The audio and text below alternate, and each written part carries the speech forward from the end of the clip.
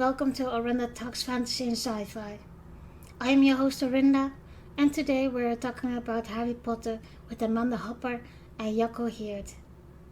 Harry Potter is a series of 7 fantasy novels written by British author J.K. Rowling.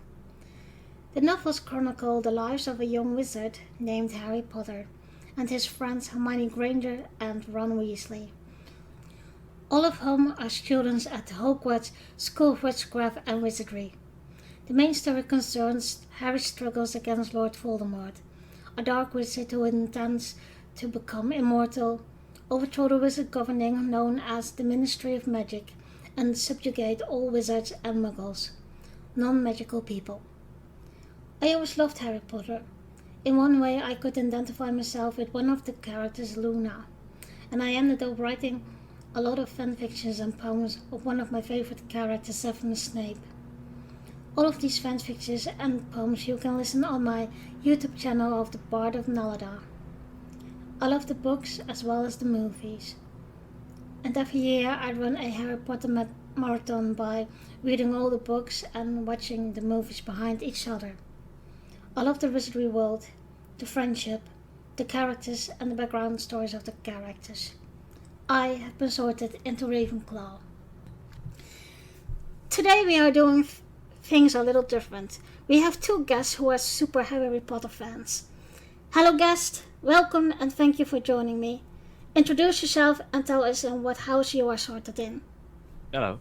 Shall I go first? Yeah. All right. Well, hello. Thanks for having me. My name is Jacco. I'm a Dutch Potterhead. Besides that, I'm a huge fan of a lot of other things too. And my house is Gryffindor. Ah, nice. Yes, very proud. And the lady? My name's Amanda Hopper. I am from Canada, and I'm Canadian Potterhead, and I'm in the House of Slytherin.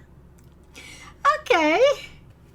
So, how did you guys get interested in Harry Potter? Okay.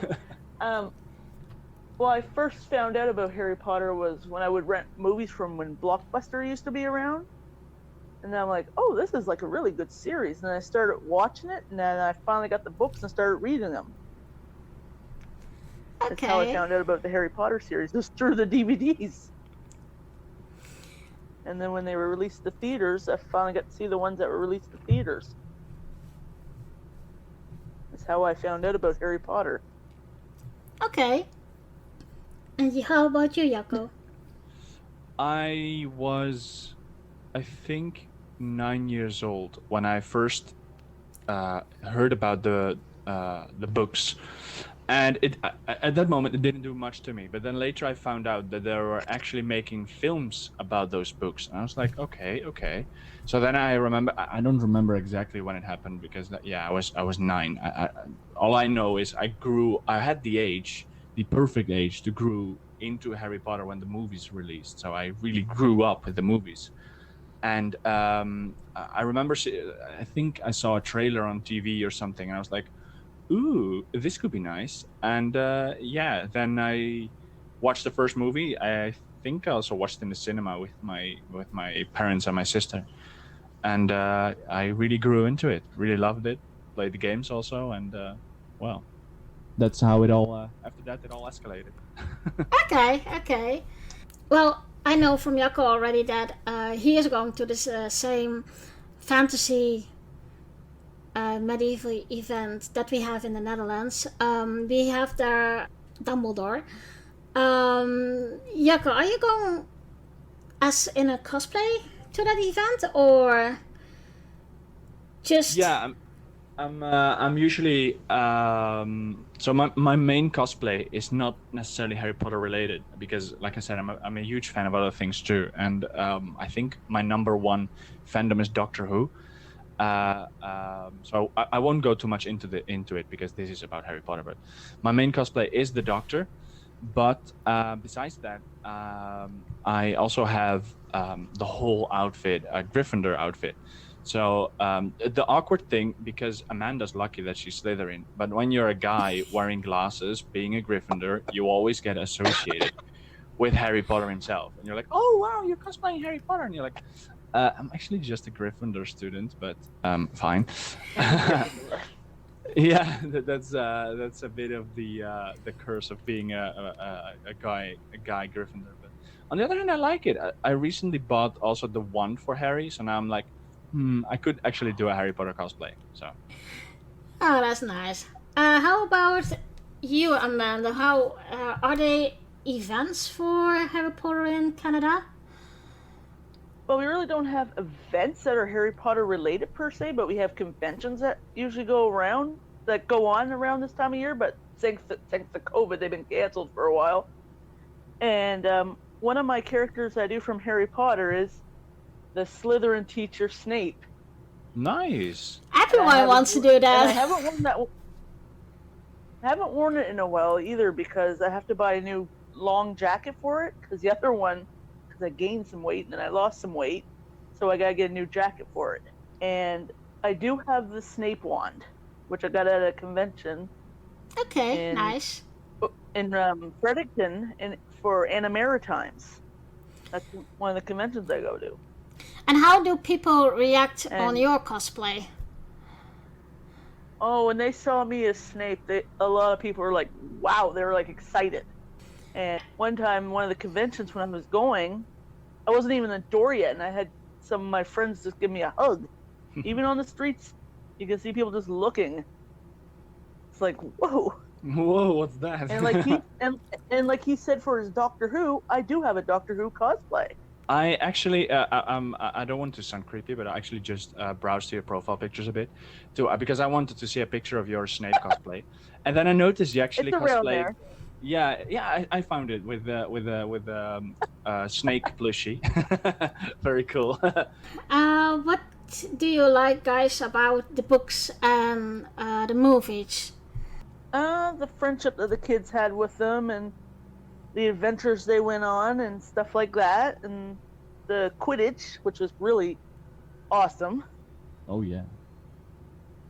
Oh yeah, high-speed races through the air on broomsticks, Yeah. basically. Yeah. For me, I think at the time, because like I said, I mean, for me, I was in the age of it, so I think for me, it seemed like so relatable going to school and learn about things, but then in a nice way. So for me, that was more of a reflection of my own life. Like, it has a lot of similarities, but at the same time, that's so much cooler. So I always wanted to be Harry Potter. So I think. Do you guys also have it like, and I have that experience, is that because we are in that age when Harry Potter just came out, you can totally live in that world, and everyone is talking about it, and it's never been weird that you like Harry Potter. I was like, who's going to talk first? Yeah, some people thought it was weird that I liked Harry Potter at my age. I was 32 when but that was before I turned 32. I found out about the whole Harry Potter thing when I was in my 20s. Yeah. But it is for all ages, and I Yeah. can't believe what. But never mind. Jacco, what's your experience with it? With how the surroundings react to your enthusiasm of Harry Potter, you mean? Yeah. So basically, in that period, of course, a lot of people, they knew about Harry Potter, just like as they do now. It was just that I was so much of an enthusiast that people always thought I was annoying the amount of time I would Yeah. speak about Harry Potter. So Same with me. So I remember because I changed schools when I was younger, and I remember going to a school, and then they told me that they would play Muggle Quidditch sometimes in a PA class. So when I heard about that, I was like, "Oh, can we do it? Can we do it? Let's do Quidditch. Let's do Quidditch. Let's do Quidditch." And they were like, "Oh, geez, grow up."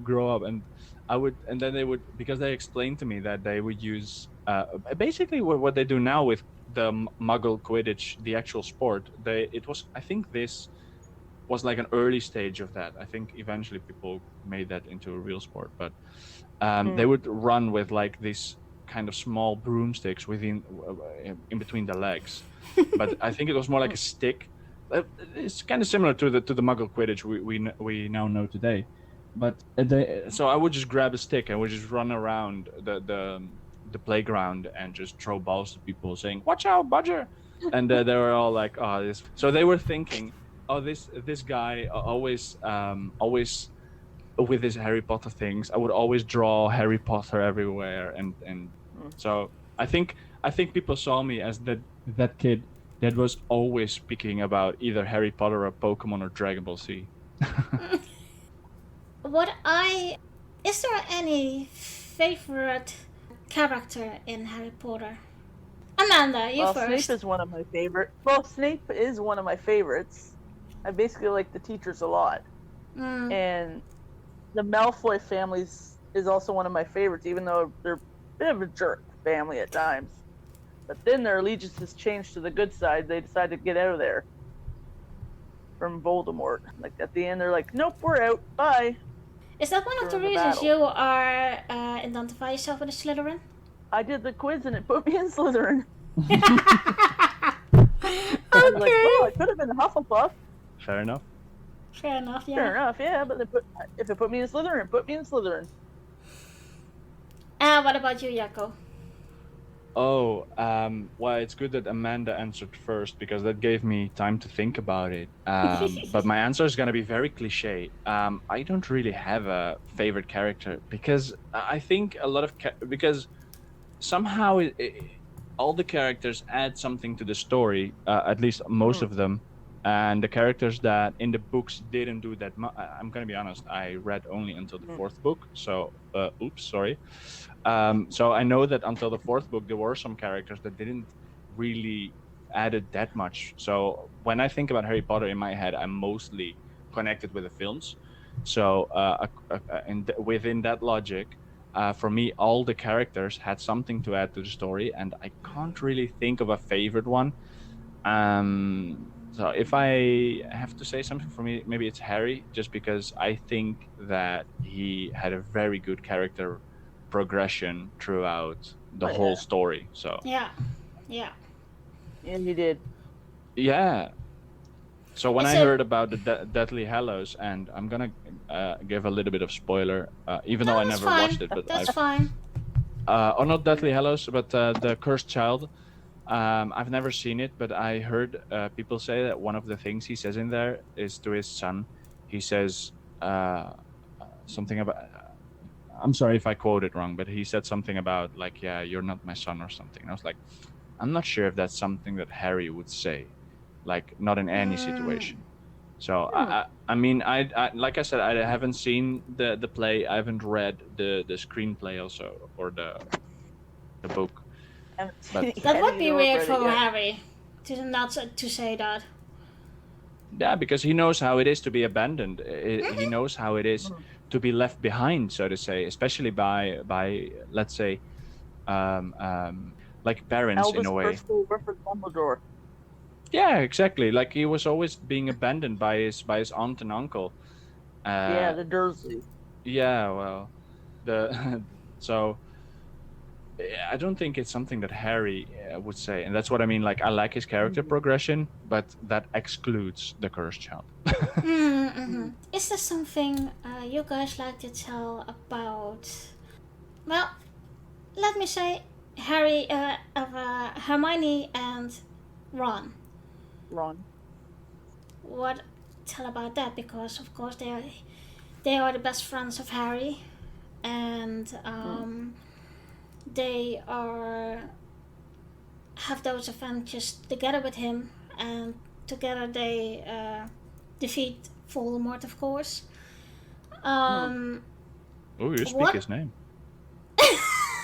I spoke him. How dare you? So, what we think about Harry, about Hermione and Ron, about their like relationship to Harry and how they progress. And of course, Harry is the main character, but they also have a big character storyline as well. Yeah, they had a very big role. Like so, in my case, because I haven't I mean, when I read the books, I was way younger. It was such a long time ago, so I only have vivid memories of the movies. But in that, I think they undergo. I think they're a bit more in the background there. I mean, yes, they are very important characters because indeed they are next to Harry. And I think from Hermione, for example, the first time you actually really get to see her parents, or like like let's say her family situation, is in the last movie, Mm-hmm. like in Deathly Hallows Part 1, I believe, like where she obliviates her parents. Yeah. Yeah. That's the first real point. I mean, you see them before in the Chamber of Secrets in the Diagon Alley scene, but that's like more like from a distance. You see them talking. It's not, but that's the first time you actually see something about Hermione's life, and for that, I feel like there were a bit more in the background. There's not that much story going on. I remember from the third book that there was this huge story arc about Hermione not just dealing with her housework, but also defending the house elves that were working in Hogwarts. And it's a shame that they left it off because it gave so much more depth to Hermione as a character. Um, Yeah. but besides it, I think they're written well in the movies anyway. Like you can see that they are the friends of Harry, but don't always just agree with him just because he's the boy who lives, you know. Mm. So. Do you think that they should have written more background stories for as well Hermione as Ron? Yeah, I think so. Mostly Hermione. With Ron, we see a lot of. I mean, in almost every movie, we see his family and his family situation. So that's kind of fine. Even though his character could use a bit more depth or a bit more, but on the other hand, it fits Ron also that like this is it. This is what you get. Deal with it. That's typically Ron. But with Hermione, it felt like they could have explored indeed a bit more depth. Mm-hmm. Yeah, they could have showed her family some more. Like showed some scenes of family life throughout their school life before they go to class. I mean, before they were sent to school, they could have showed a little more of her family life, basically. See what it was like before she actually went to school. And Ron, they showed a lot of Ron's family life and Harry's family life living with the Dursleys. Yeah. Yeah, and maybe they should do something with also why Hermione has been chosen to go to school at Hogwarts. Yeah, like her parents were Muggles, Yeah. and she was Muggle born, but she had powers. Like who on their side of the family was a witch that they didn't know about? Yeah, and the funny part was before we aired, I saw the last movie again, and the funny part in that is that she is more braver than Draco Malfoy. Yeah. Oh yeah. She clocked him once. She punched one. Yeah, that was nice too. Yeah. He had it coming. Yeah. Speaking of character progression. Yeah. How about Dumbledore? Of course. I always loved the first and second Dumbledore in the movie because he was more like I don't know, more like grandfatherly and more fatherly figure, like. Yeah, but also I mean, if you see in the movies too, the first two movies is like very colorful, and then when that person died, we had another Dumbledore, and that was. I thought it was a good. He played it well. The only thing is, you could see the very different tone the movies after that because it became darker and darker. So yeah, well, I think it makes a lot of sense. Just from a not necessarily from a story side but from the actor's side, because I remember that in an interview, Michael Gambon said, I hope I had the name right, otherwise I'm gonna look like such a fool. I think Michael Gambon I think was the second Dumbledore. I think he said. Yeah, I think he said that in an interview that whatever he was going to do as Dumbledore, he didn't want to do the same portrayal as Richard Harris because that wouldn't feel right. So that's why let's say that the second Dumbledore is completely different than Richard Harris as Dumbledore. So that's from what I've understood. So I think that's actually fair. It wouldn't be nice to try to reproduce the portrayal of Dumbledore that Richard Harris did. And it actually indeed fit better in the more darker tone that started to take place in the third movie, because a lot of times when I see the Harry Potter movies, I sometimes try to imagine like how would Richard Harris do this scene as Dumbledore, like for example in that scene of the sixth movie where Harry and Dumbledore they go into that cave, and Oh then yes, the Crystal Harry. Cave. Yes, the crystal cave, and then Dumbledore needs to drink that water because it's a Horcrux or whatever, and I'm like, I can't imagine that scene with Richard Harris, how Richard Harris portrayed Dumbledore. I can't imagine that. But besides that, I mean, Dumbledore changed a lot in his life, so this makes sense. I mean, if you think about it, in the Crimes of Grindelwald, he's literally looking very sleek, wearing a three-piece suit, and then like I think Harry Potter takes place like 30 years after that or something, maybe more. And then all of a sudden he wears this flamboyant robes and stuff. So what happened, Dumbledore? And this long white beard and stuff. And yeah, so I think having a change in attire and a bit of change in look is something that apparently in the cinema world of Harry Potter. Amanda, what is your reaction to that? Yeah, like in the Crimes of Grindelwald series, he went from like the three-piece suit, he said, to the hippie type outfit. And Richard Harris, if I remember, you said his first name was Richard Harris, the first Dumbledore. That cave scene would be real kind of hard for him or something like that, I think. Like, how would he do it? Like, because there was, I don't know, forget what it was, but like Dumbledore had to drink all that water that was in there, and that was hard for the guy. And Harry had to help him. And there was, I forget which Horcrux was in there. I forget what was in there, but it was a Horcrux. Yeah, it was the amulet, I think.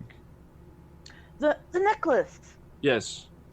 Necklace of Salazar Slytherin. Yeah. Exactly. Yeah. Yeah, that was it. And in the meantime, I googled the name of the second actor. Indeed, it was Michael Gambon. So I'm happy. I'm happy that I don't look like a fool.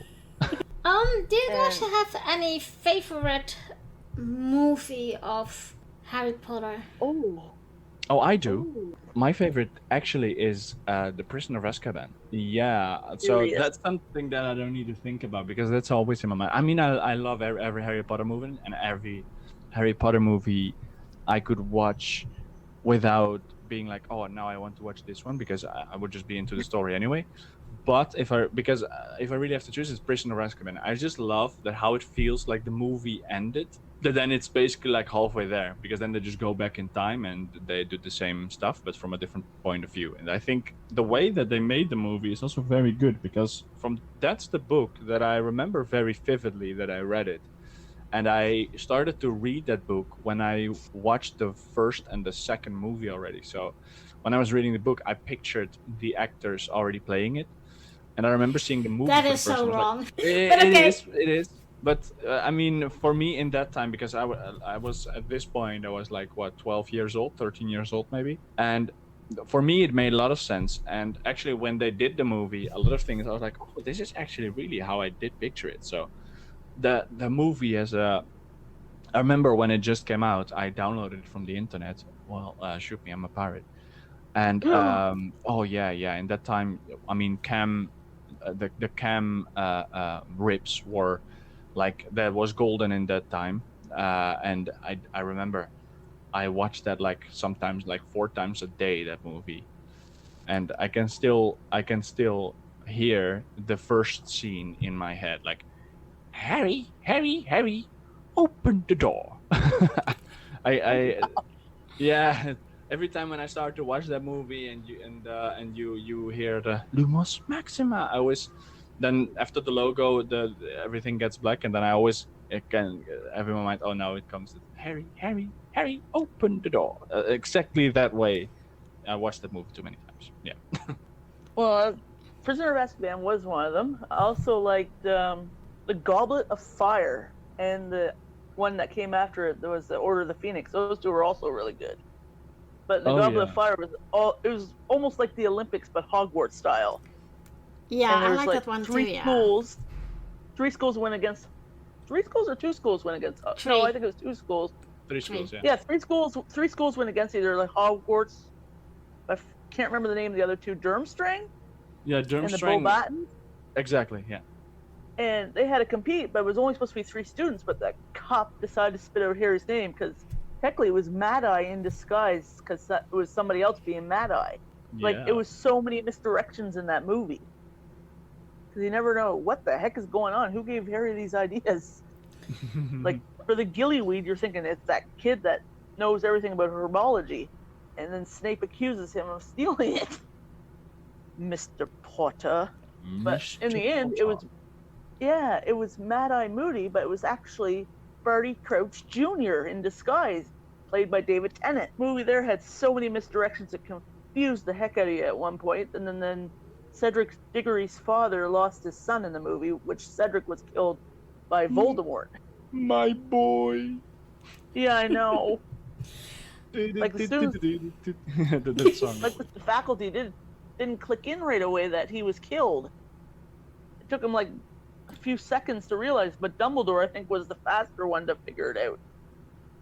When Harry Dumbledore yelled, always "He's knows. back!" Yeah, like Dumbledore's brain's like, "Holy crap!" And everybody else sitting there just still cheering when he comes back, holding on to Diggory, Cedric Diggory. That scene indeed was done really well. Now that I think of it, yeah. And then they all clue in when they realize what's going on when his father goes down, yelling, "My boy." Yeah, that's the point that everyone figured out what happened. Knowing what the frick is going on, basically.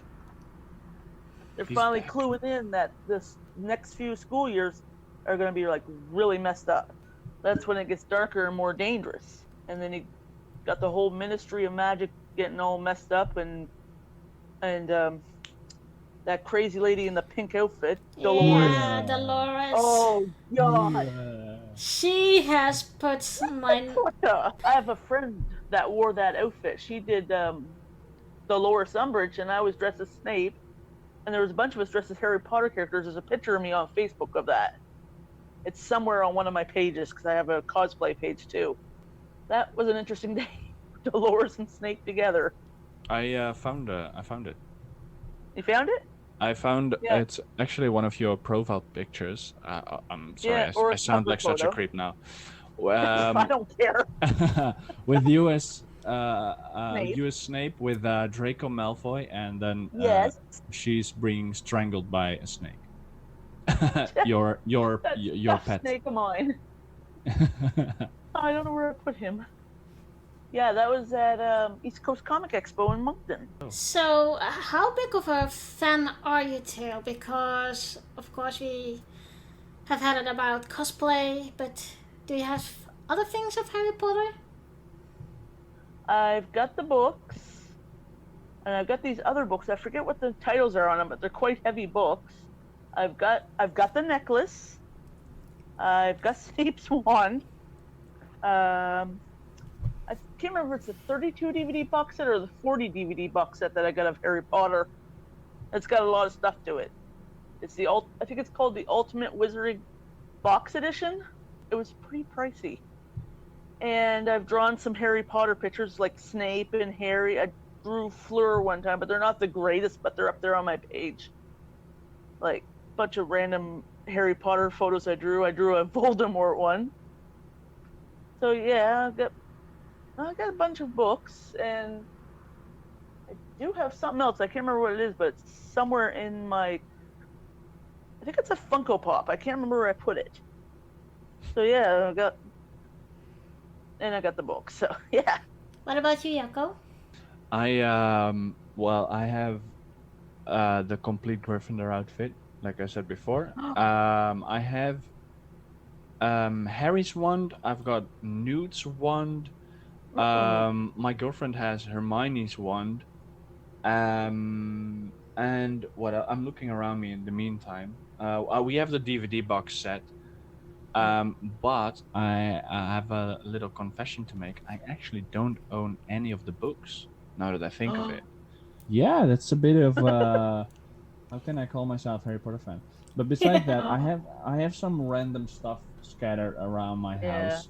Like I have these cups, also these mugs of Harry Potter. I have, we have some Harry Potter. My girlfriend actually has a Harry Potter bag also. We have. Oh, actually, this is nice. We have these coasters with the Hogwarts houses on it. Yeah, and I always use the Gryffindor one. Which is Okay. interesting because my girlfriend's also Gryffindor, but she's not as like I'm like no, I use the Gryffindor coaster, and she's like. Yeah, I forgot to mention. I also have a seen on TV Harry Potter game. I forgot to mention that one. Oh, And, yeah, I found it at a secondhand store in my city. that's nice. Oh, now that I think of it, I actually found a board game of Harry Potter, which was I don't really remember the correct English name because it was in Dutch, but I think it said the Diagon Alley shopping game, something like that. Oh, Yeah, it was pretty cool. It's like a, and it's like kind of like a pits and ladders, but Harry Potter okay. style. Oh, and my sister's friend, I forget her name, for my 40th birthday last year, made perler bead character things. Oh, And she knows cool. I like Slytherin, and she made a Slytherin badge symbol thing. And I think one of them was Draco Malfoy, and there was another thing, I forget what it was. And you put them up on these little stands, and they stand up. Oh, that's nice. Yeah, my sister gave me that for my 40th birthday last year. I thought it was really cute. I see a lot Snape. of. I think the other one was Snape. I think.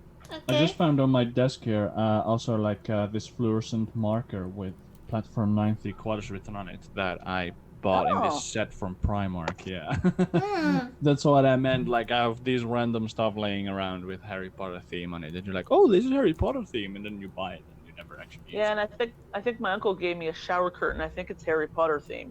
I'm not going to use it. It's in its bag still. Yeah, it's a waste to use it. That's how you I know. feel, right? Yeah. I hate the idea of using things, but if they got to be used, they got to be used. But I'm not using the shower curtain. I don't want to ruin that with water. Well, if we are talking about the Harry Potter stuff, I have written a lot of Harry Potter fan fictions, and I have put those on my Bard of Nalada YouTube channel, and I got a lot of some kind of poems about Severus Snape. So if you guys like to hear about that, you can always go to that YouTube channel and listen to it. Nice. Nice. So that's I'm more of the written stuff, if I can say it like that. You like to write your stuff, your Harry Potter fan fictions and fantasies. Yeah, it started with that, but I have fantasy stories now that is completely my own, and I publish it on the web as well. But we are going to talk about Harry Potter, and that's just all my fan fiction. I still have to record a few. But I have, for example, a crossover with Harry Potter, Star Wars, and what was the other one? This is another point in it, I can't remember what, but it's very funny. Harry Potter and Star Wars. How does that work? Like, there are these stormtroopers that want to do a Vada Kedavra, but they keep missing. Something like that. Stormtroopers, they cannot hit the side of a barn door. They always miss. Let's go back to Harry Potter. Yeah, this is getting ridiculous otherwise. Yeah. But even though it's a nice concept, though, Harry Potter and Star Wars together, they have a lot of similarities. It's mostly Harry Potter based, but I put some little things in it that it also can be crossed over with, for example, Star Wars, or I have, for example, my own characters I use in my fan fictions, but also in my stories. It's Eileen Tracy, and Eileen Tracy is based on the daughter of Jeff Tracy from the Thunderbirds Go. And I use her always in my stories, but she is also like she is the combi of a Jedi and a witch. Oh. And Nice. it's all of that. So the other half of the meeting, she is coming to the meeting as well, and she offers the Wizarding World the help of from the Jedi's. And there's a whole story around it, and she and Snape were married because of some kind of law they were at the time. Yeah, it's a wicked story. And that I wrote that when I was about, what was I, 15, 16 years old. Ah, So a very long time, but it's very funny. I still have it in Dutch, but I still need to translate that to English, and then I will record it as well. But that is some of the fan fictions I have written. I've read some doozy fan fictions online. There's some good ones of Harry Potter. There are. Mm-hmm. Like you got some good Harry Potter fanfics, and then you got some Harry Potter fanfics that you can only read the first chapter, wondering what the heck. Yeah, well, it's normally I write those for myself and for my friends who really like to read it. But since I have done a fantasy writing course, I have been publishing my own work, and yeah, it's totally different, totally something I got used to because I'm always in the background with that, but I always love to write, and I have fantasy enough, so why not? nice. I mostly draw different, like Harry Potter and other things. Basically, I do. Yeah, that's the problem. I can't Not just draw. Harry Potter. Not just Harry Potter stuff I draw. I got other stuff I drew. They're not great, but I drew them. Some mixture. I've done like a big pile of Harry Potter pictures. I don't know when I did them. The dates are on the pictures, but they're on my page. But it's been a while since I've done a Harry Potter drawing, and I'm thinking of doing another one here eventually. The other fandom I did was the Independence Day character. Tell me, or tell us, what is your favorite bad guy in Harry Potter? I got more than one. Voldemort and this little henchman Weasley character there. He was morphed into Peter Scabbers Pettigrew. there. Peter Pettigrew. Yes, that's it. Peter Pettigrew. He was like a Weasley little mouse. Weasley little rat he was. He's basically a spy almost, but in rat form until he got back to his normal form. And if I remember correctly, he cut his hand off in the Goblet of Fire for Voldemort's potion. He was very loyal in the end to. Yeah, he was Voldemort. like super loyal to Voldemort. But only because he was scared. Yeah. Yeah. He was more like a disgusting kind of guy. Yeah. Think about it. Yeah, like he was in the Order of the Phoenix basically originally until he turned. Like he was one of the 4 that could transform. Like Sirius was the werewolf, I think he was, or was that Lupin? No, Lupin was Lupin, the werewolf. That was, yeah. Harry's father was the stag. Sirius was the dog, and Peter was the rat. And whenever Lupin transformed into his werewolf form, they would all transform with him, if I'm correct. I would love it if they would make a movie into that, like the Marauders. Yeah. Yeah. That would be so See cool. what shenanigans they got up into. And what about you, Jacco? My favorite villain, I think it's hard because I never really root for the villains, so it's hard to say favorite villain. I think so. I would say the worst villain. In this case is Dolores Umbridge. Oh. I think for everything that happened inside Harry Potter, okay, Voldemort, of course, he's the main antagonist, but she was way more dangerous in a sense. She was in the 5th movie, right? Yeah, she was in the 5th. Yeah, movie. 5th. Yeah, Order of the Phoenix.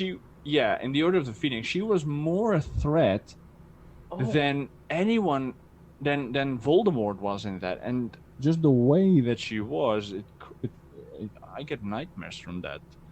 She's a nightmare. And she had no motive. That's the worst. She had no motive. Like She was from just Voldemort. pure mean. Yeah. From Voldemort we knew like okay he was born because of out of a love potion, so that's basically why he carries all this hate and can never understand love or something. So he's just messed up. But Basically, but in her case she's just plain rotten. pure mean Yeah. Yeah. attitude. Wearing Like a she would torture Harry Yeah. And with I will not do whatever it was, and it spelled it out on his hand with her quill. I want to mention that, yeah. And of course, everything in just pink mean. and cats. yeah. Yeah, it's like looking so cute, and like you're like, oh, there's this cute lady. I mean, what could go wrong? Well, everything could go wrong with this lady. She got claws. Never underestimate someone in pink, Yeah, especially if with a wall full of cats that meowed. those plates. She gives me the shivers. Oh, her office is just horrifying looking. Yeah, especially because I think in the fourth movie you don't really see that office that much. So No. so when you see that office, you recognize it more as Lupin's office from the third movie. And I remember seeing it like that. I was like, oh no, what happened? It doesn't even look like Hogwarts anymore. Pink has a cat. It looks like an elderly home now. So all things considered, I think she was in a way the best villain. Because she succeeded more in what she wanted and needed, and eventually she also came back. Nightmare fuel she was. Oh yeah. And what about the good guys? The good guys. Interesting, of course. Well, I think beyond the let's say the if we don't speak trio. about if we don't talk about like Harry Potter and Hermione and other else favorite. Oh, then it's Neville for sure. Yeah, Neville. I like Neville. Neville was a I like this whole theory about the fact that it could be Neville who was actually let's say the chosen one instead of Harry, but that things got that the universe chose differently in the end. I don't know, like his character progression also, like you see him, I mean Matthew Lewis in general is a whole glow up, but also the and also the way that he grew. So how Neville grew in the whole story, like in the first movie, he was this like kind of chubby, like being like scared kid, like no, I can't let you do this. You get us into trouble. Oh. and then you compare that to in the last movie where he's standing being badass with a sword, killing Nagini like this, like. Or that he's talking about to Voldemort as well. Yeah, or that indeed. I mean, this guy really grew. Or when he tries to kill Bellatrix in the fifth movie. I mean, all of this makes me think like, oh, this guy is really cool. Also, I also like that Dumbledore also mentions it at the end of the first movie. Like, it takes a lot of courage to stand up against your enemies. It takes even more courage to stand up against your friends, and that's why Neville Longbottom gets 50 points because I say so. So Gryffindor won. I'm Dumbledore, and I have all the power to do what I want. But in the end, he's right though, and that's what I like about Neville. He just does whatever he Neville knows like this is what needs to be done, so we do it, but not from a perspective of like, oh look, I'm the chosen one. Yeah, like Neville went from being super scared and not standing up for himself to like, holy crap, he just killed a snake, and he almost killed Bellatrix too, until Bellatrix I forget what happened, but he almost killed Bellatrix and whatnot, but he turned into a total, I hate to say the word badass, but that's what he turned into. But I think that's also being totally brave. Yeah, I think it's also why the Sword in the Hat put him into Gryffindor. Yeah. Exactly, that's where he belongs. So Amanda, are you agree with Neville, or do you have another favorite? I do like Neville. He was a little bit of a scared kid at the beginning, but he stood up to people towards the end, and towards the end he had the big pile of courage in him that he killed the snake, and I think he was also the one that helped blow up the bridge too, I think, with the the With Finnegan. pyromaniac guy, blew that Blow bridge up up, and he's like climbing up all excited. Blow up the bridge. Blow up the bridge. Yes. Boom. Yeah. Yeah, Minerva. Yes, Minerva. Minerva. She was also totally badass Oh yeah. because she stood up to Dolores when nobody else was willing to Yeah. stood up against that nightmare. Minerva, He Professor says. McGonagall was also Yeah. really cool. Also, like in the last movie when she says, "I always wanted to say that." Yeah, Dame Maggie Smith, I think her name is, that played her. Maggie Smith, I think, is the Yeah. name that played her. Yeah, that's her name. Yeah. And she stood up for Sybil Trelawney too when she almost got kicked out by Dolores. And she's like, no, she's staying here. She's family. She's staying here, honey.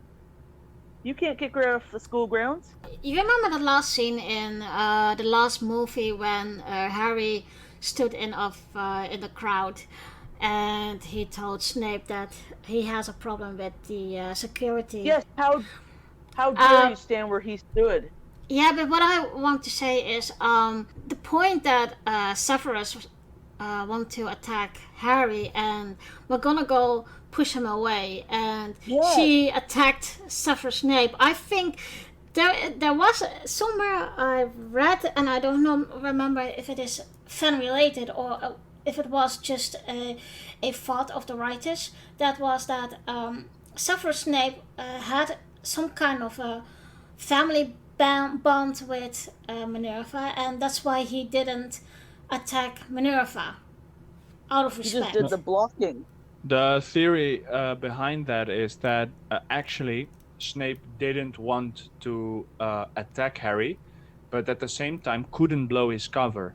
Yeah. So he had to do something, and Minerva probably somehow kind of knew what was going on, wanted to get in the middle of it so that he could still maintain his role, at the same time not attack Harry. And then, because if you look at it, Minerva attacks Snape. It's not the other way around. Yeah, She that's starts what to I shoot. mean. Yeah, she starts to shoot first, and he's just standing there, deflecting and hitting his 2 Death Eaters. the Death Eaters indeed. So, and then he flies off. So he used that time to get rid of the Death Eaters, and he was like, okay, it's gonna be okay because now Harry is inside Hogwarts. So that's the whole theory behind it. So he bolts out of there like a bat, and Minerva just put on a show there. She's like, "You coward!" Yep. Basically, is what she calls him. And then Hedwig's theme starts to play. Oh, Hedwig! Yeah. I love that owl.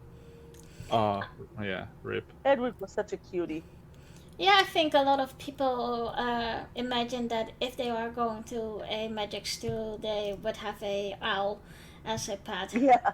Yeah, but Hedwig is a symbol in Harry Potter if you think about it. The whole magical world for Harry, the whole all this magical stuff starts basically with Hedwig, and the moment that Hedwig is killed is the moment that Harry needs to grow up, because it's a moment that they are gonna go around the world to explore or to find the Horcruxes. So in that way, Hedwig is a huge symbol also. Yeah. Basically, Hedwig saved his butt too when they were heading from one place to a safer place. Saved Harry's life by going in the path of the killing spell from one of the Death Eaters. Yeah, that's right. when you know things were going crazy and things were getting darker. The death I'm not over with is Dobby. Yeah. He didn't have to die. Poor That Dobby. was not necessary. I know. Story-wise, it was really not necessary. Bellatrix did him dirty. Would have been alive, but no, it had to happen. Bellatrix threw the blade and somehow through the shield and got Dobby. And that's what maybe and what I liked in the books. What you said before is that Hermione started a organization to be nicer to the house elves, etc. Yes, and she was. I think she was also the one who was more civil with the house elf of Sirius Black. And I remember reading it that in the books that she would have some kind of a friendship, and that house elf will be would be not that mad anymore of mudbloods or whatever.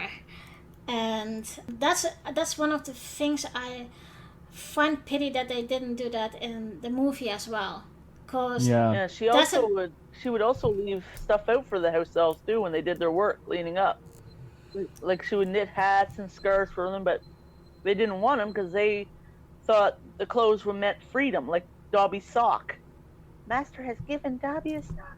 Dobby is free. the scene I love about that was when I think that was in the last movie that when Harry, Hermione, and Ron were captured by the Malfoy family, and that Dobby saved them, and Bellatrix was mad about Buddy. Yeah, we are your masters and this and that, and he said, Dobby is a free elf, and Dobby is going to save Harry Potter. And Dobby has no master. Dobby is a free elf. And Dobby is gonna save Harry Potter and his friends. Yeah, I really loved it. The face of Bellatrix when that was so funny. Like, she was shocked, especially when that chandelier came flying down because of Dobby. Yeah, because they always think that they... Plus, he also rescued Hermione, too, at the same time by doing that.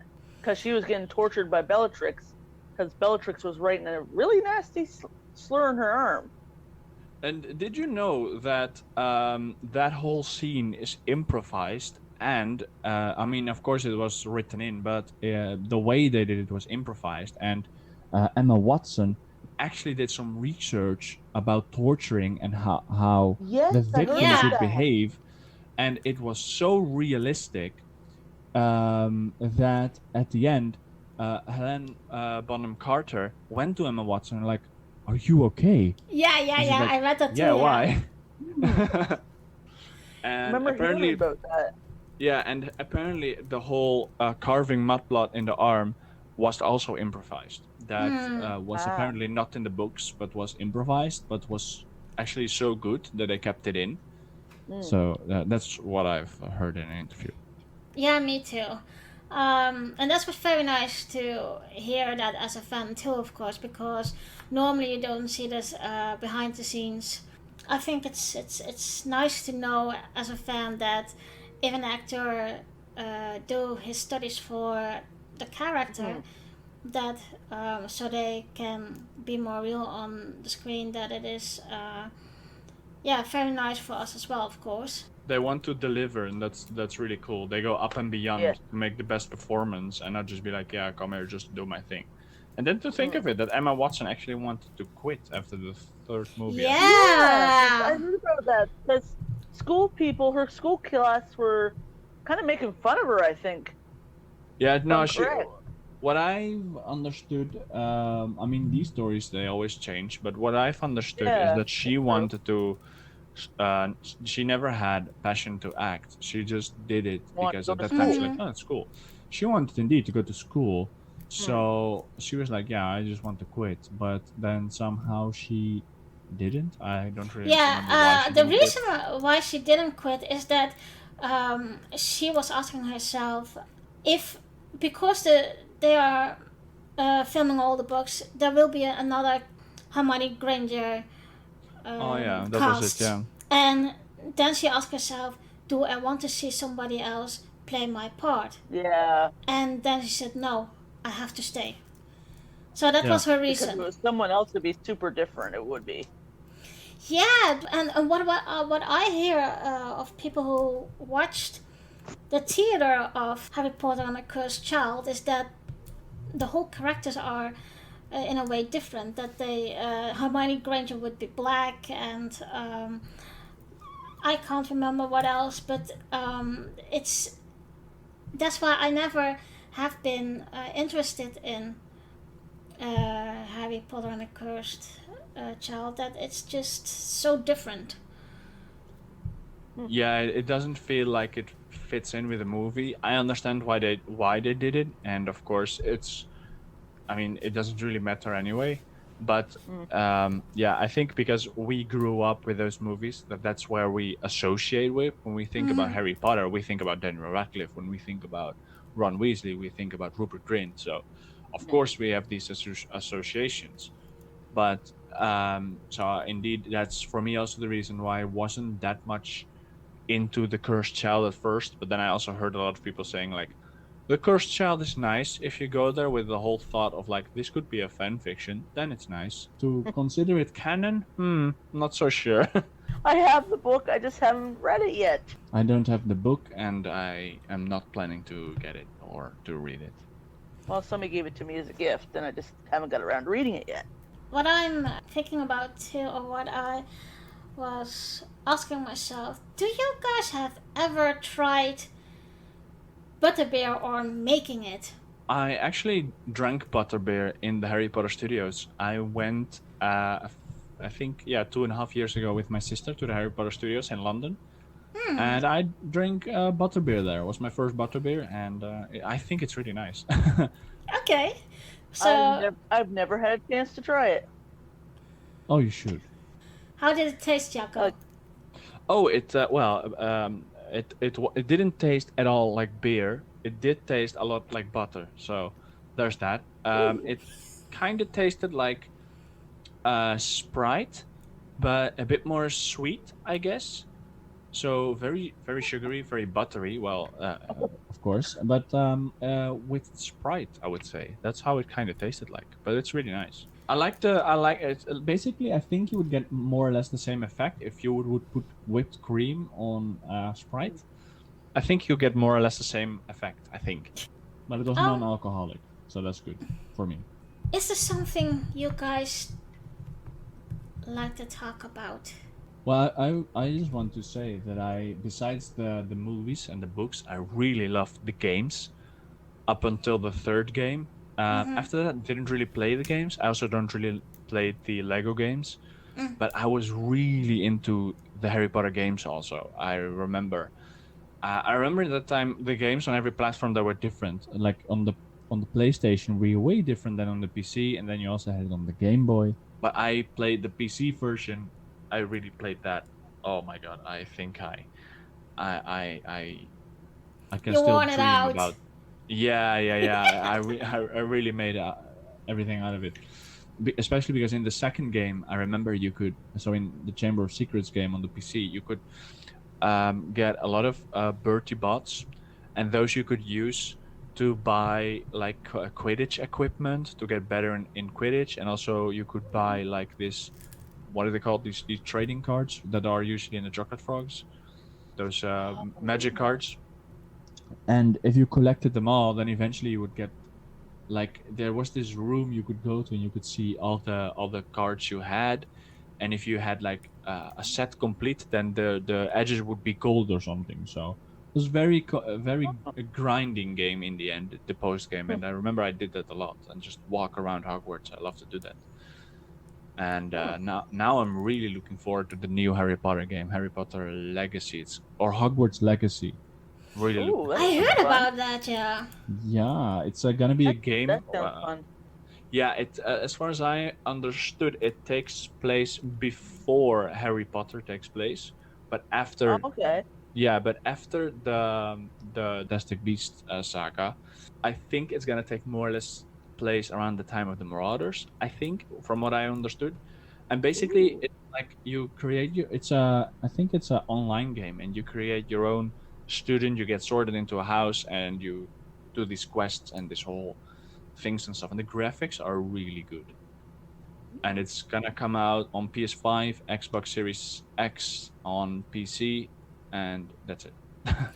They have a release date Wow. for that. Wait, let me check actually. Let me Google it quickly. Any excuse for me to get a gaming system now. Yeah, it's for me the biggest reason why I want to buy. Oh, there's no date, but it only says 2022, so next year. So it's gonna be, as it says here, an immersive open-world action RPG set in the world first introduced in the Harry Potter books. That's what it says. Oh, Okay, sounds nice. What about you, Amanda? well, the game I play on my own is that one where you put the CD in the DVD player. Mm-hmm. It says Seeds on TV. I played it a few times on my own, and you answer all these trivia questions and stuff like that, and say, "Who's this person?" And you try to figure out who it is before they unscramble it, and then you answer all these different questions, which is Oh. really fun. Yeah, that's one of the games I've played. I have one for the computer, but I don't play it. I just haven't got around to playing that one yet. Sits there with all my other stuff that I have. And Well, I sometimes forgot to life mention gets in the way. But the one for the TV where you put the DVD into the DVD player, it's like basically a quiz game. Some kind of yeah. a scene it. Yeah, it's called as Seen It. It's called, and there's like different versions of Seen It. I have the one with Star Trek. Yes, I got the Star Trek one. Also the Trekkie? Yes, I like Star Trek Next Generation Good. a lot. Wow, nerd alert. No. Nerd alert. There was another character I like to talk about, and I forgot them, but I think George and Fred Weasley are one of the comical notes. The twins. Yeah. Oh yeah. The mischievous twins who ran a store. And can annoy their mother so much. And Umbridge! Yes, they would annoy the mother really badly. And Umbridge. I think a better question is Not who did they not annoy? Well, yeah, they were selling stuff to students when they shouldn't have been, which was kind of funny. Like, and they would set off fireworks when they were doing their owls. I think it was with Dolores. Yeah, They set off these fireworks that drove her crazy. And they, of course, They do it illegal bets in. Yes, they were taking bets during the Quidditch tournament during the swimming portion. That was also one when one of them died. That was also a sad moment for me. Oh, I always forget about that somehow. I when I think of Fred and George, I'm always like, oh, that's right. One of them died in the last movie. during the battle. That's During so the Battle sad. of Hogwarts. I can't remember which brother it was, but I know one of them lost an ear, and I think the other one got killed. Well, and what I also think what is pity what was they didn't do in the movies was that a little bit more background of Remus Lupin and Nymphadora, that they get married and have the child and named Teddy. Yeah, and The kid in the was book, named Teddy. yeah, it's in the book it's more about it than in the movie, and I really, that was quite a pity, I think. And they showed them both together in the Hogwarts on the stretchers, holding their hands basically. Yeah, and that's the last moment when Harry faced Voldemort and that he used the Stone of Resurrection to see his parents and Sirius and Remus. Yeah, I think that was a very beautiful moment. So he said to Remus, "What about your son?" I think he said to him. I think Remus says, he will find out through All the people, I think, or something like that. People will tell him what happened here. That I can't remember what it was he said, but it's like, don't worry, Harry. People will probably tell him what happened here. And his father was like a hero or something like that, I think they said. And there is one other character what I think she didn't get enough credits in her part of the story is Luna Lovegood. Luna. I love Luna. Yeah. I really love Luna. Yeah. I always say I can identify myself with Luna because that's how I am too. So what do you guys think about that? She was known as the odd and unusual one of the school. I just think always like, where was she in the first 3 movies? Yeah. Like she's such a big and noticeable character from the 4th book and movies, but it's not that she joined the school when Harry was in his 4th year. She's apparently in the same class. Yeah, she is. Well, where was she where all the heck this was time? she? That's always what doesn't make sense for me, because after that you see her everywhere. It's not that she's only like taking a particular role in the 4th movie. No, after that she's like always there and around. So, but I mean, of course, this doesn't really matter that much. But where was it always, I was like, oh, but where was she? There's no mention. I mean, I know that there's a lot of random students, like a lot of extras that you see in the movie, or they mention some names and you never really see them that much. Again. Like the Patel sisters, for example. Mm. Like they're I love always the a bit Patels. around, and they don't have that much significant roles besides the fact that Harry and Ron take them out to the ball in the fourth book. But besides that, like, where was Luna this 3 years? Yeah. She's such an eccentric character. She can talk with him about her experience, what she's been through, and she is almost like I would say, counselor to him with, okay, this is my experience, and you can. And she also lost her mother at a young age, so she could also see those winged horses. I forget what they call them. Her and Harry were technically at the time were the only two that could see those horses. But then eventually, a lot of them were able to see it after a while. Yeah. Because they both witnessed death at a young age.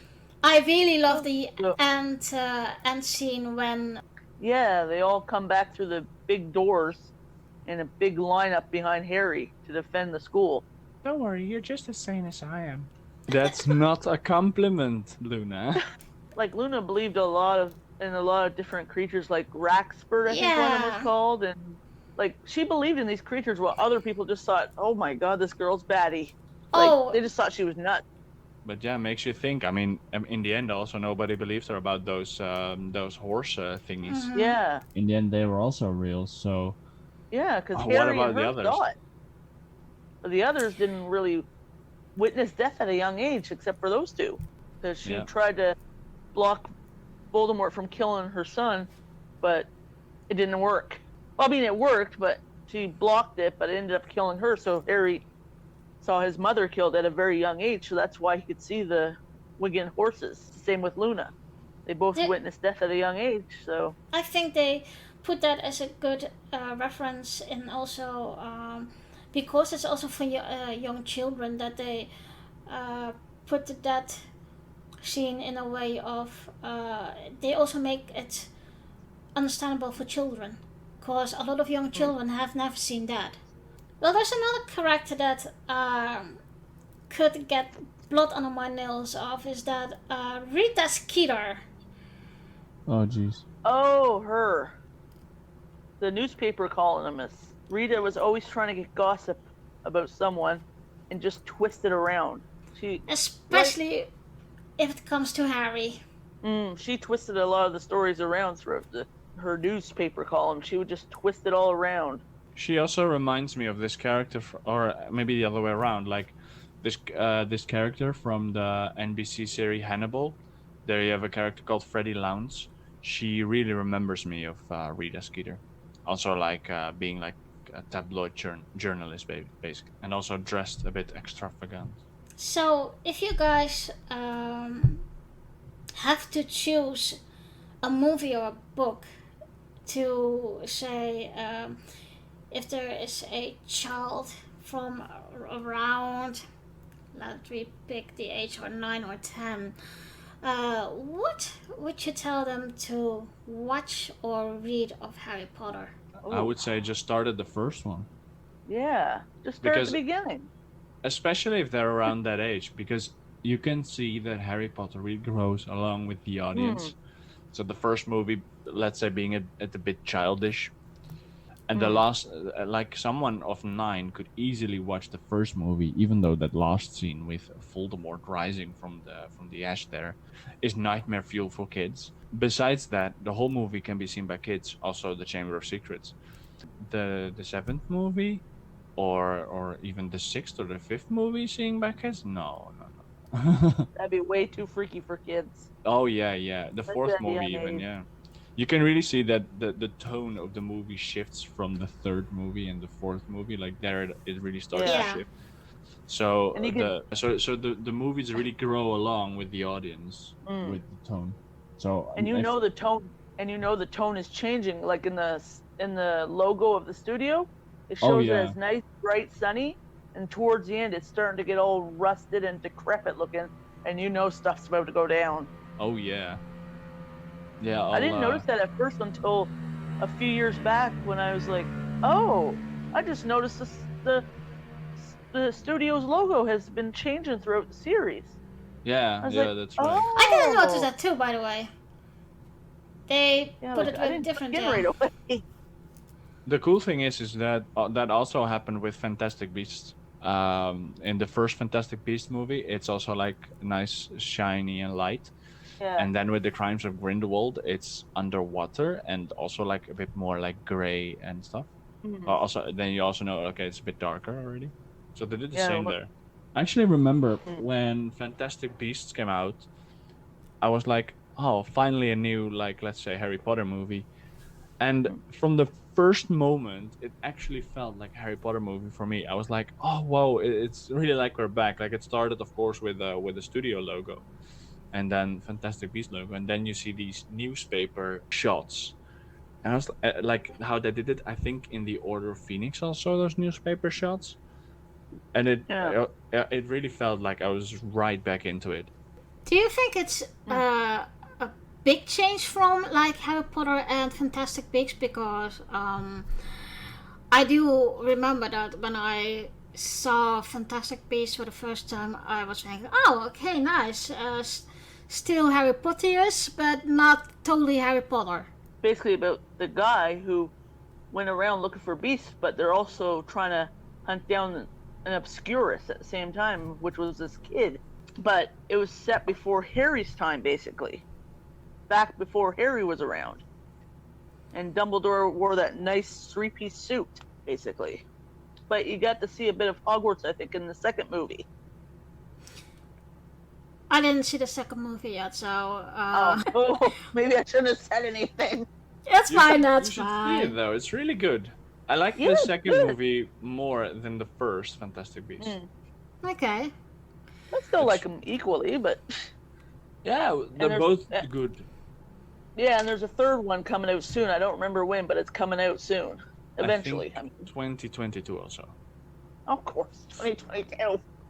And it's gonna be a And- great year. Yeah, and of course they had to swap out Johnny Depp as Which is a Grindelwald. shame. I know, because of that girl. I'm not going to say her name. She claimed things that he did, which turns out he didn't actually do, I guess. So he was a good Grindelwald when I saw him in that movie. Oh yeah.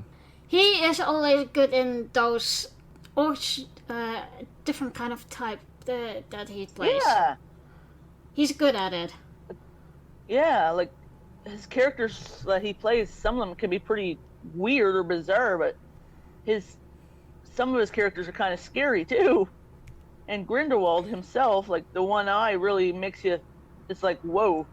I think that is all typical Johnny Depp, to be honest. Yeah, Yeah. yeah, But it's cool to be honest because I was really I was in a real big mood when I found out that they sacked Johnny Depp for that role. I was Yeah. really I was like, come pissed off, on. if I can say that. And I remember, but then I got such a double feeling. I was so like, I didn't know what to do because Mads Mikkelsen is now gonna do Johnny Depp, and I really like Mads Mikkelsen as an actor. So I was like, no, come on, that's not fair. Now I can't Like- hate it. yeah. I Like what's it really, gonna be without Johnny Depp? yeah, but I really wanted to hate the actor that now would take on the role Grindelwald. But I really like Mads Oh. Mikkelsen, so I can't hate it. I mean, what the heck? You got to Anthony? like one character, and then my other favorite actor's taking over the role. Ooh, I want to hate him, but I can't hate him. Type Exactly. thing. Do you guys have a favorite spell? Whoever spoke together. Well, the one where Hermione, if I'm saying her name right, Hermione or whatever it's pronounced, she's teaching the boys there in the first class of Wingardium Leviosa. She's like, it's swish and flick. And I think it's the pyrotechnic kid. I can't remember his name. It's not Neville, but it's Seamus? Yeah. Seamus, yeah. Like, he's doing swish and flick, and he makes the feather explode. How do you do that? Wingardium Leviosa, Wingardium Leviosa. And then next, boom, there goes his feather, and you're like, how do you do that from Wingardium Leviosa? Oh, he found a way. Well, he was very well known of blowing things up, I guess, and that's why Neville had to ask his opinion and help with blowing that bridge up. It's like a comic relief, I think. Yeah. Yeah. Like kids like blowing small things up and having like their hair like all upright and having like all this ash in their face is just something Oh, yeah. cute. So that's just a comic relief and something that fit the character, I guess. But my favorite spell is actually Expecto Patronum. Yes, thank you. Expecto Patronum is my Yeah, favorite I like spell that one too. because Expecto Patronum. Expecto Patronum. Well, Yeah, it of Patronus course turn. because the third movie is my favorite, just because of personal memories, but also just I like it the most, time travel and stuff, and that spell is basically the main spell of that movie. So the whole thought behind like you need to like let's say conjure the most positive Thought. thing in your mind, and not just positive, it's way more than that, like a kind of, and then you have to express that into the spell. That's something so powerful. That's actually something that you could use also like in real life, like when something is down, when something tries to bring you down, or something happens that doesn't make you good or whatever, or if you're like in a dark place in your mind, just think about the most positive thing, like try to get all of your positivity in your body, and you think about your most positive memory, for example, and you try to bundle it up in energy, and it makes you feel better. That's what basically Expecto Patronum is, but then more in a defensive shield to guard off these flying demons. But yeah, so that's why for me Expecto Patronum is my favorite spell. Harry's Patronus was a stag, if I'm correct, Yeah. which dispelled the Dementors away from his. I think it was his Godfather series. That was laying on the edge of the lake or something, and they were sucking his soul. Mm-hmm. And the stag rescued Sirius from it. That step Harry, is because- from Severus Snape. Yeah, Severus's was a doe. Oh, I mean, Was yeah, it? that is from Harry, who did that. Mm. Stupid time traveling. Because Harry's was a stag and Snape's was a doe. Mm-hmm. Because his love for Lily. Lily, yeah. Like he had the crush on Lily during school and stuff. And well, Yeah. apparently James and his friends were total a-holes Jerks. basically towards him. Yeah, jerks basically. They bullied him and everything. And then Snape said the most derogatory word towards her, and she's like, "Oh," and then she just up and left him and went with James and his friends and decided to marry James.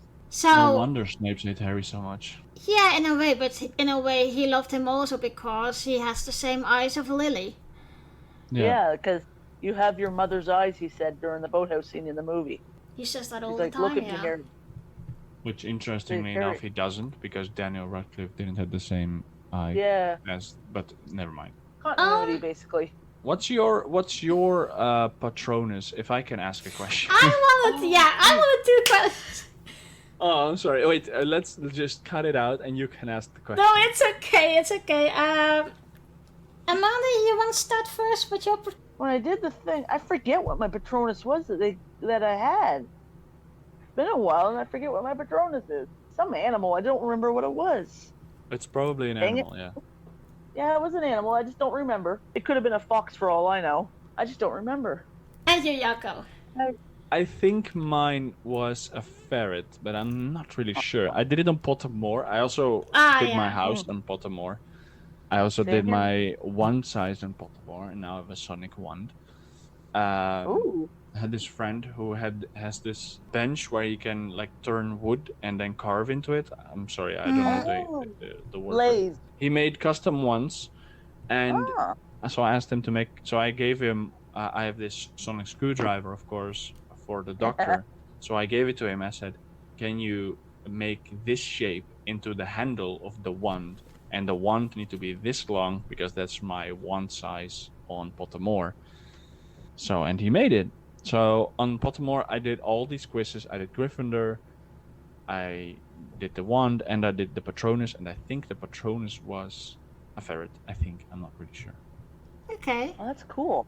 So Reminds me always also at that scene with Alistair Mooney and Draco Malfoy. That Alistair is Oh yeah. changing him in a Ferret ferret. down the pants. The ferret Professor down the pants. Moody, is that a student? Yep. I'm It's a teaching. student. I'm teaching him a lesson. What also a funny scene was when Ron has to dance with McGonagall for the Oh yeah. The Yuletide The ball Yule or Yule ball, ball yeah. or whatever it's Yeah. called. Yeah. yeah. That was Put also your hand funny. on my waist. My what? On Your your what? My waist, Mr. Weasley. Poor kid. Well, that was a fun scene as well. Light thingy when it become real dark. Well guys, I'd like to thank you both for being my guest today. And I hope to Okay. talk to you again in another episode. Oh Okay. yeah. Sure.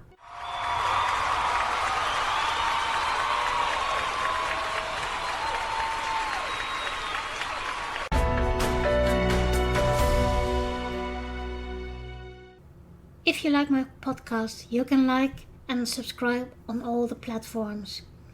You can also follow and comment on Podbean and Google Podcast. On social media, the Facebook group, the Discord server, a YouTube channel of Orinda Talks Fantasy and Sci-Fi podcast, and on Twitter at OTFASP. Let me know what you think of this episode. In the next episode, we will talk about Thunderbirds I Go. I'm Orinda, and thank you for listening to Orinda Talks Fantasy and Sci-Fi. See you next time.